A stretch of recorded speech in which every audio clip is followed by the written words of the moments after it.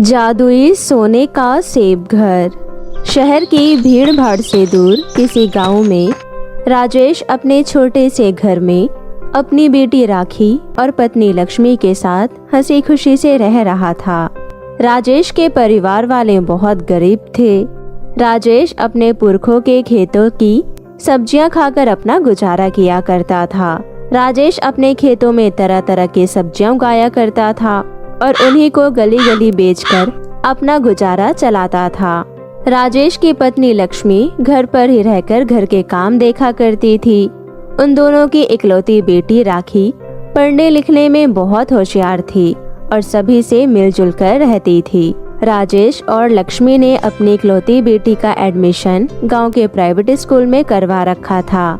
राखी की पुरानी घिसी पिटी school dress देखकर अक्सर उसके स्कूल के बच्चे उसका मजाक उड़ाया करते थे, जिस कारण राखी को स्कूल जाना बिल्कुल पसंद नहीं था। परंतु वो अपने पिताजी के कहने पर रोजाना स्कूल जाया करती थी। इसी तरह दिन निकल रहे थे।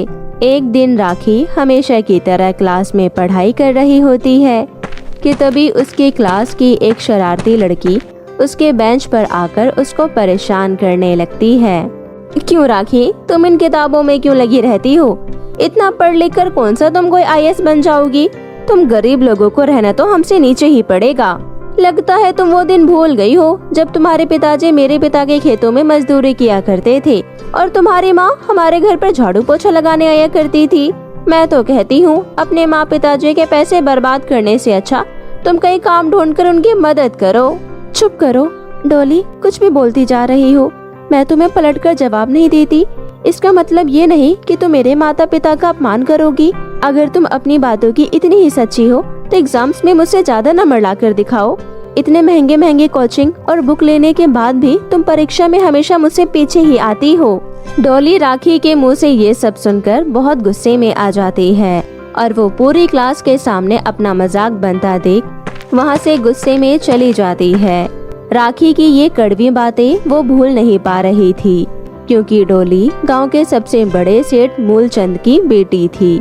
डॉली के पिता के पास अपनी गायों का एक तबेला, बहुत सारे खेत और सोना चांदी था। डॉली गुस्से से अपने घर जाती है और अपने पिताजी को सारी कहानी बताती है। पिताजी, आज आपका इतना बड़ा नाम, रुपए पैसे मेरे किसी काम नहीं आया। वो हमारे पड़ोस में रहने वाली 2 कौड़ी की राखी पूरी क्लास के सामने मेरा मजाक बना रही थी और तो और उसने आपका भी मजाक बनाया। मैं और अब उसे अपने स्कूल में नहीं देख सकती। आप प्रिंसिपल सर से कहकर उसका नाम कटवा दीजिए। ठीक है बेटा, तुम्हें चिंता करने की कोई जरूरत नहीं है। मैं कल ही जाकर प्रिंसिपल सर से बात करूंगा। इस तरह डॉली अपने पिताजी को बातों को बढ़ा चढ़ाकर बताती है और वहाँ से उदास होकर अपने कमरे में चली जाती है। अगले दिन डॉली के पिताजी स्कूल के प्रिंसिपल से मिलकर सारी बातें पता लगाते हैं। स्कूल के प्रिंसिपल डॉली के पिताजी को बताते हैं कि उनकी बेटी का व्यवहार क्लास में अच्छा नहीं है और वो सदैव अपने रुपए पैसों के दम पर बच्चों को बेइज्जत करती है। ये सुनकर डॉली के पिता स्कूल से वापस आ जाते हैं। घर आकर डॉली के पिता डॉली को बहुत समझाते हैं और उसे राखी के साथ मिलजुल कर रहने की सलाह देते हैं। डॉली को अपने पिताजी की बात अच्छी नहीं लगती और वो मन ही मन राखी से बदला लेने की सोच लेती है। यहाँ दूसरी तरफ राखी अपने पिताजी के खेतों में हाथ बटाया करती थी और भरी दोपहरी में उनके साथ काम किया करती थी। इस तरह दिन निकल रहे थे। एक दिन पार्क में डॉली और उसकी एक सहेली मिलकर राखी को सबक सिखाने की सोचते हैं। वो दोनों आपस में मिलकर एक खुफिया प्लान बनाते हैं और प्लान के मुताबिक रात होने का इंतजार करते हैं। इसी तरह रात हो जाती है। डॉली और शीला मिलकर राखी के खेतों में जहरीली दवाई छिड़क देते हैं। अगली सुबह राखी और उसके पिताजी हंसी खुशी से अपने खेतों पर जा रहे होते हैं। खेत पर पहुंचकर उनका हंसता खिलखिलाता चेहरा अचानक उदास हो जाता है। अरे यह क्या, हमारी हरी भरी सब्जियां अचानक कैसे सड़ गई और हमारी पूरी फसल खराब हो गई। अब हम क्या करेंगे, कैसे रहेंगे और क्या खाएंगे? मुझे तो कुछ समझ नहीं आ रहा। भगवान, ये सब क्या हो गया? ये सब एक पेड़ के पीछे छुपकर डॉली सुन रही होती है और उसे राखी के पिता को इस तरह परेशान देखकर बहुत खुशी होती है। अब आया उठ पहाड़ के नीचे। अब इसके पिताजी ना इसके स्कूल की फीस दे पाएंगे और ना ये हमारी क्लास में आएगी। इस तरह खुश होकर डॉली वापस अपने घर जाने लगती है। डॉली हंसी खुशी से घर जा रही होती है कि तभी रास्ते में उसे एक बूढ़ी अम्मा मिलती है। बेटी, मैं बहुत प्यासी हूँ। मैंने 2 दिनों से एक बूंद पानी नहीं पिया है।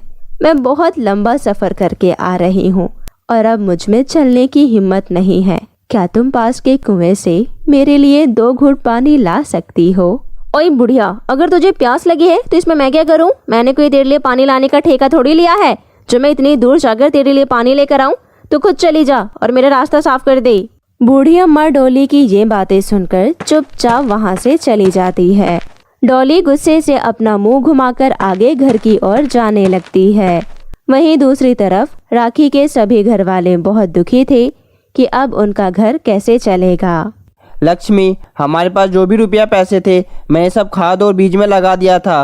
अब मेरे पास कल के खाने के लिए भी पैसे नहीं है। मुझे तो समझ नहीं आता आने वाले दिन हमारे कैसे गुजरेंगे। राखी की स्कूल की टीचर भी फीस के लिए कह रही थी। भला ऐसी स्थिति में हम स्कूल की फीस कैसे भरेंगे? आप हिम्मत मत हारिए राखी के पिताजी। ऊपर वाले के घर में देर है, अंधेर नहीं। हम सभी अपना काम पूरी ईमानदारी से कर रहे हैं, परंतु पता नहीं किस वजह से हमारी पूरी फसल नष्ट हो गई। जल्दी ऊपर वाला हम पर रहम खाकर हमारी मदद करेगा। इस तरह लक्ष्मी और राजेश आपस में बातें कर रहे होते हैं कि तभी राखी बाहर से एक बूढ़ी दादी के साथ आती है। माँ, पिताजी, ये बूढ़ी अम्मा मुझे रास्ते में मिल गई थी।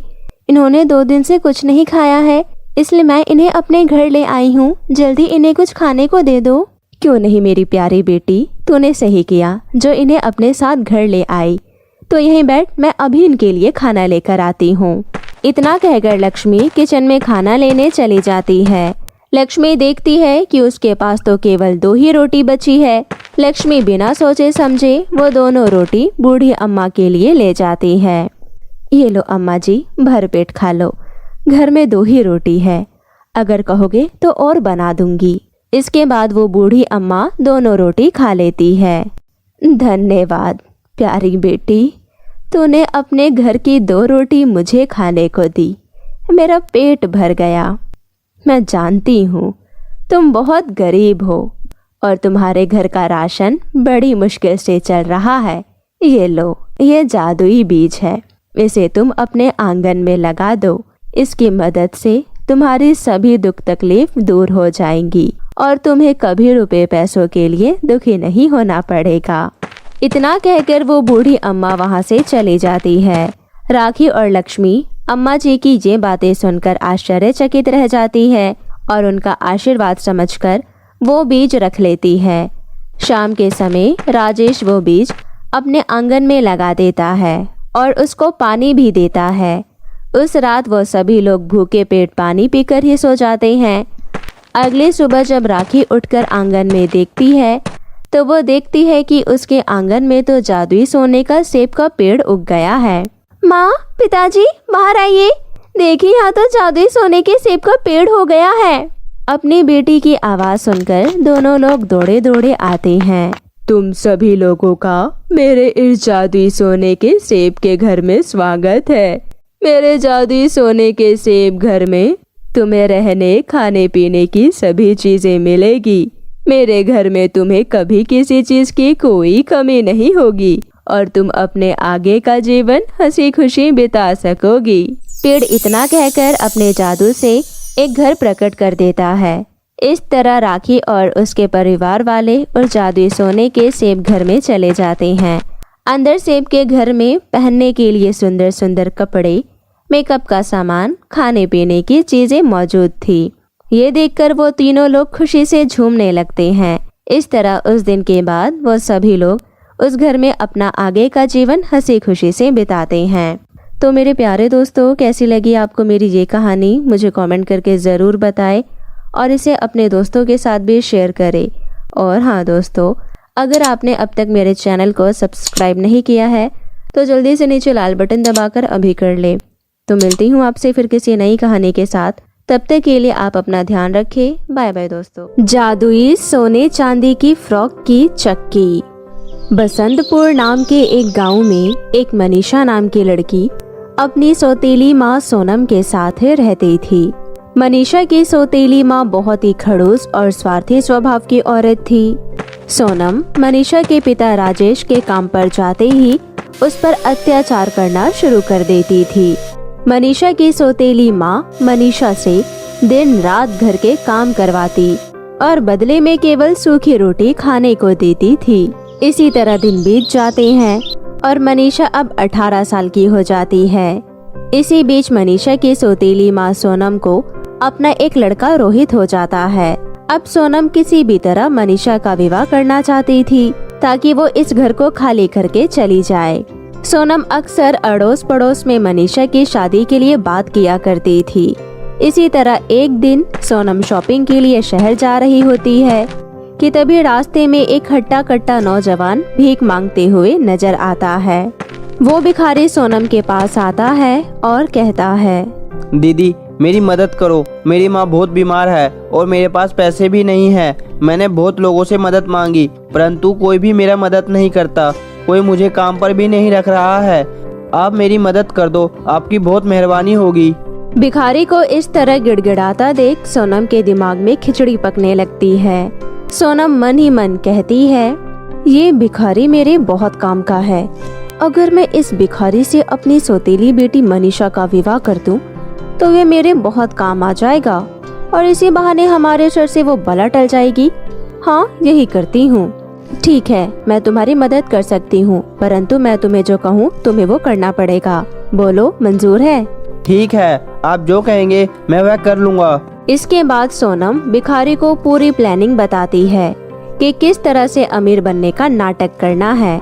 सोनम उस भिखारी को कुछ एडवांस रुपए देकर वहाँ से अपने घर वापस चली जाती है। अगले दिन जब मनीषा के पिताजी ड्यूटी पर जा रहे होते हैं तो वो उन्हें इस रिश्ते की खबर देती है। सुनिए जी, मैंने अपनी बिटिया मनीषा के लिए एक रिश्ता देखा है। लड़का बहुत अच्छे घराने से है और पैसा वाला भी है।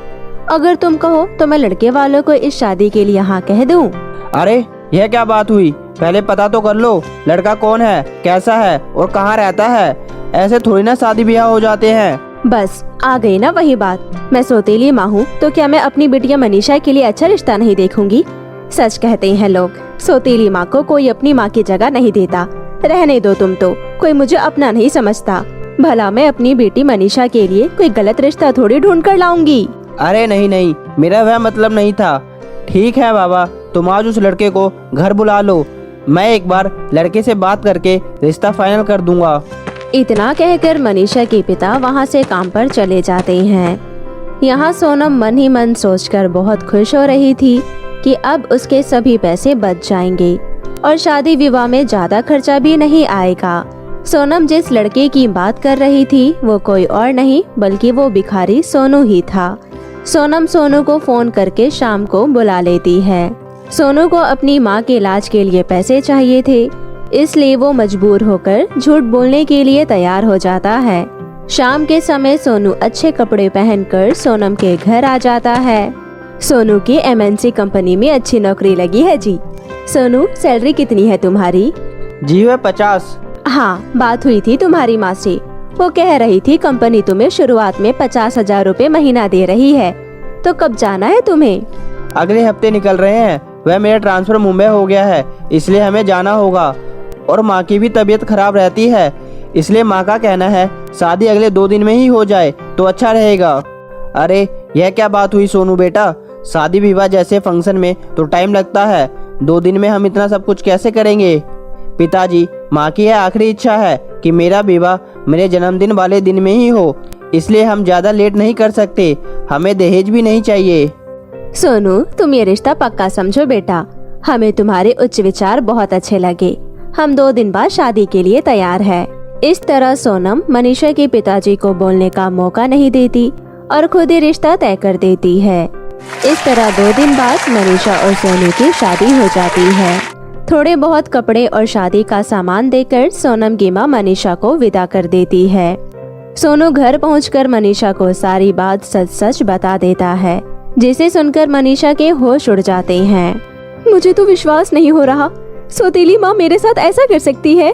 परंतु कोई बात नहीं, अगर उन्हें यही मंजूर है तो मैं तुम्हारे साथ इस टूटे फूटे घर में रहने के लिए भी तैयार हूँ।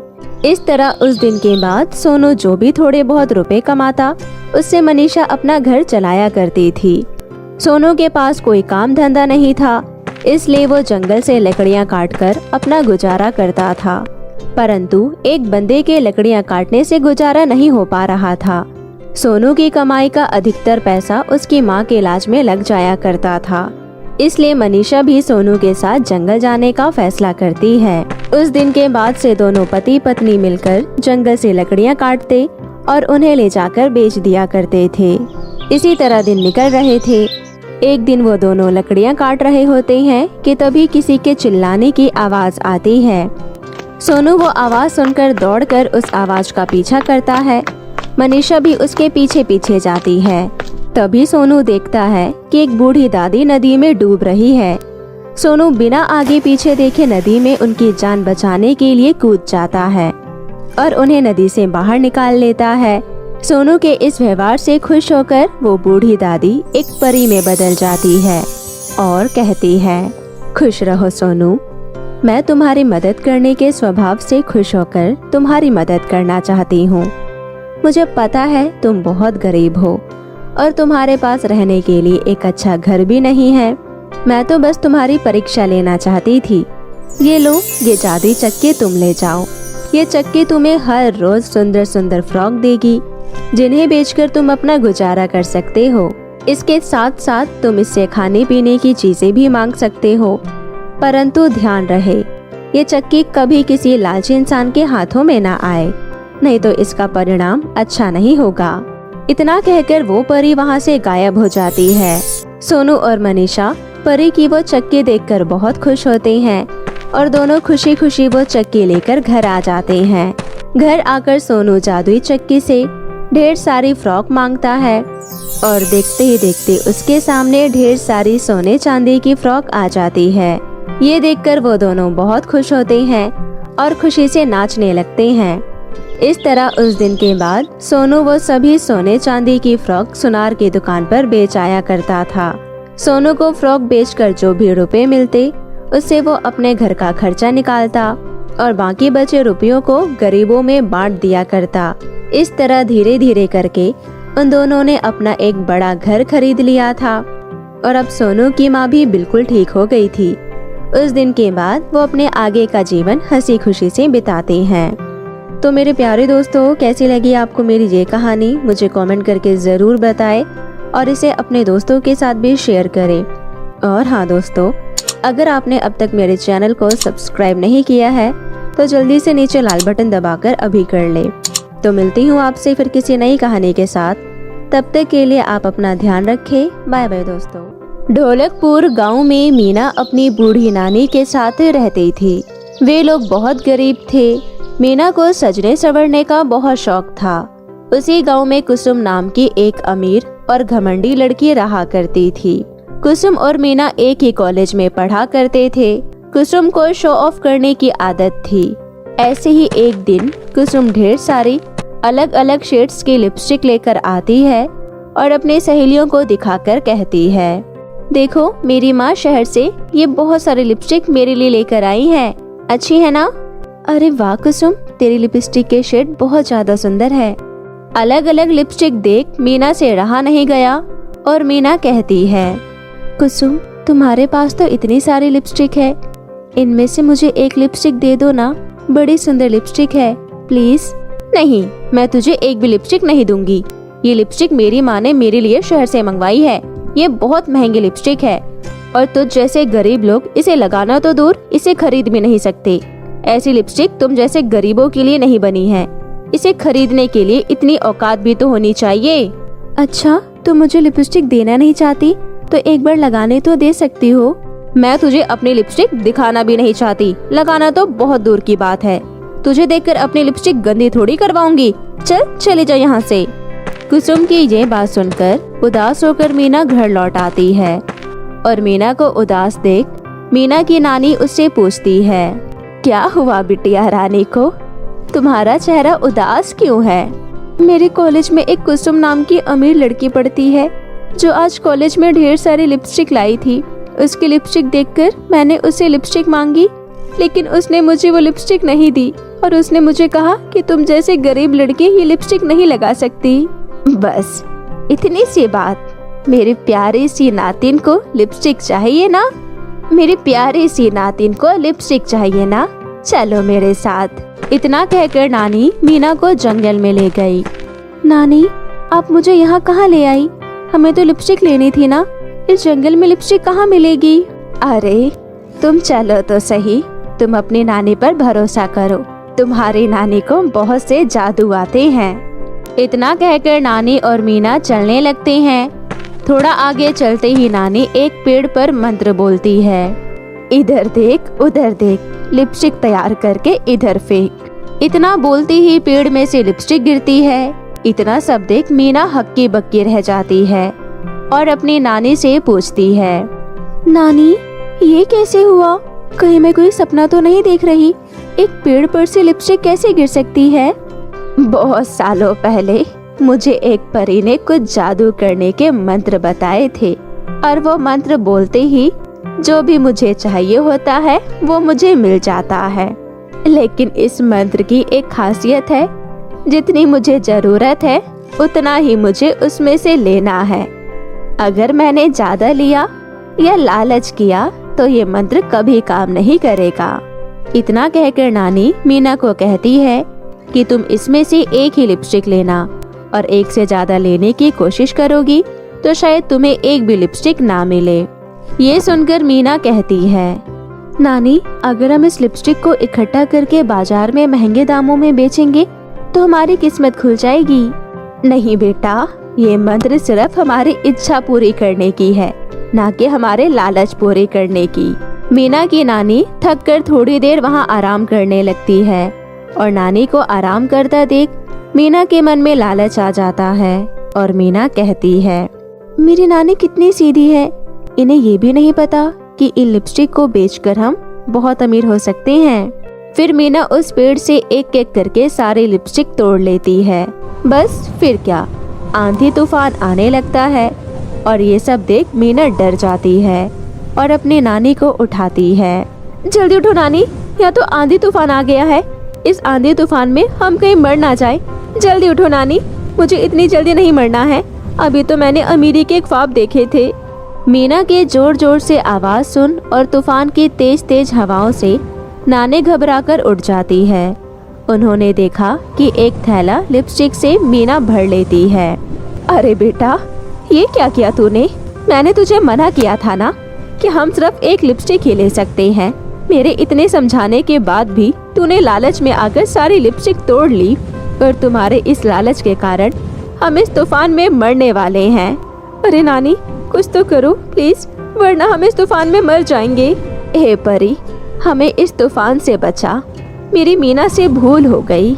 नानी परी को याद कर रही होती है कि उस पेड़ में से तभी आवाज आती है, देखा अम्मा, तुम्हें मैंने कुछ मंत्र क्या बताए, तुमने तो इसका गलत उपयोग किया।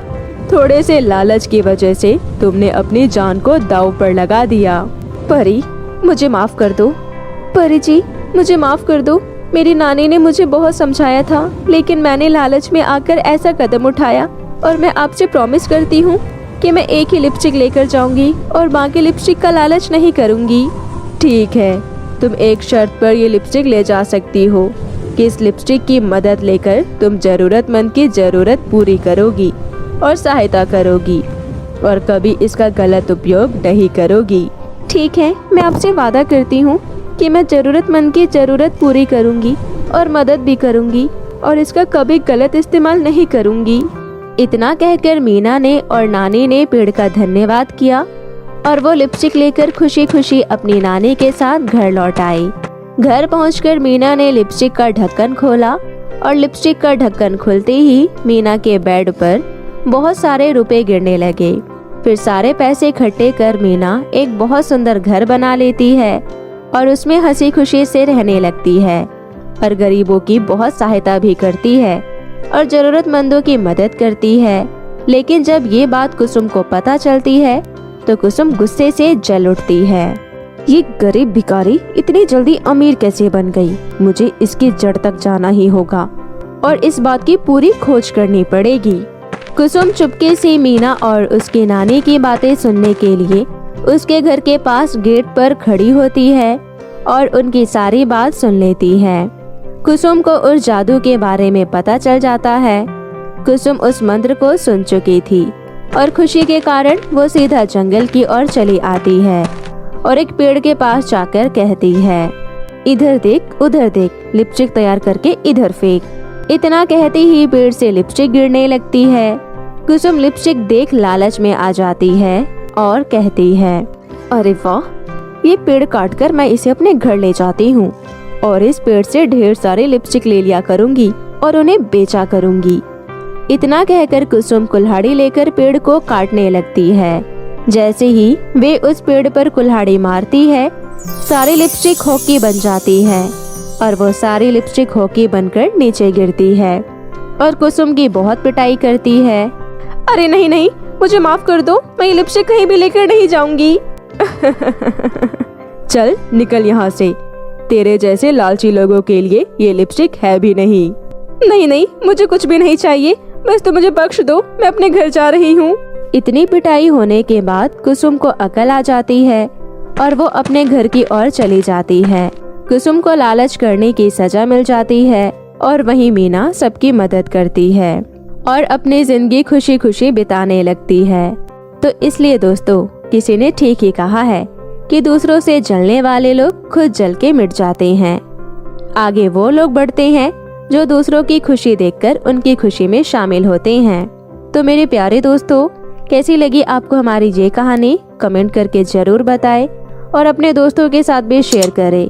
और हाँ दोस्तों, अगर आपने अब तक हमारे चैनल को सब्सक्राइब नहीं किया है तो जल्दी से नीचे लाल बटन दबाकर अभी सब्सक्राइब कर ले।